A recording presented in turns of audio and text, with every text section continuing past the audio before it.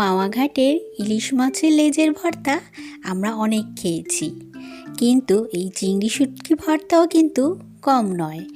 আজকে তৈরি করব মাওয়া ঘাটের চিংড়ি শুটকি ভর্তা। আসসালামু আলাইকুম, আফরিন কুকিং লাইফস্টাইল থেকে বলছি। চলুন শুরু করা যাক। প্রথমে চিংড়ি শুটকিটাকে খুব ভালো করে ধুয়ে নেবেন, সাথে নেবেন পেঁয়াজ, রসুন আর শুকনো মরিচ। শুটকিটাকে খুব ভালো করে ধুয়ে পানিটা নিংড়ে নেবেন।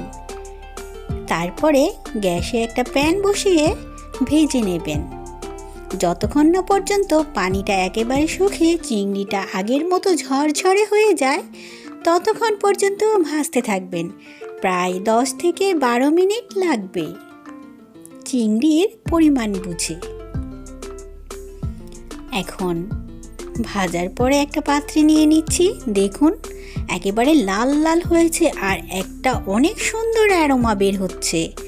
এখন ওই একই প্যানে দিয়ে দিচ্ছি প্রায় 10 কোয়ার মতো রসুন, সাথে দিচ্ছি 2টো বড় সাইজের পেঁয়াজ।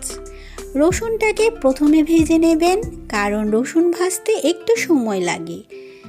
তারপরে পেঁয়াজগুলো দিয়ে দেবেন। আচ্ছা, রসুন পেঁয়াজ কিন্তু ভাজার সময় 1 টেবিল চামচ করে সরিষার তেল দিয়ে দেবেন। এখন ওই একই প্যানে ভেজে নেবেন শুকনো মরিচ। একটা ব্লেন্ডারের জারে খুব ভালো করে মিহি করে পেস্ট করে নেবেন। একেবারে ঝরঝরে একটা ভর্তা তৈরি হবে। এখন ঠিক মাওয়া ঘাটের মতো গোল গোল করে বল তৈরি করবেন। মনে হবে এ যেন মাওয়া ঘাটেরই চিংড়ি শুটকির ভর্তা। যদি সহজ রেসিপিতে আমার এই মাওয়া ঘাটের চিংড়ি শুটকি ভর্তা আপনাদের ভালো লেগেছে, আর মাওয়া ঘাটে যেতে হবে না, ঘরে বসেই খেয়ে নেন। ভিডিওটি ভালো লাগলে একটা লাইক দিয়ে দেবেন।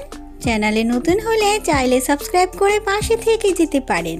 সবাই খুব ভালো থাকবেন। হাজির হয়ে যাব নতুন রেসিপি নিয়ে। আল্লাহ হাফিজ।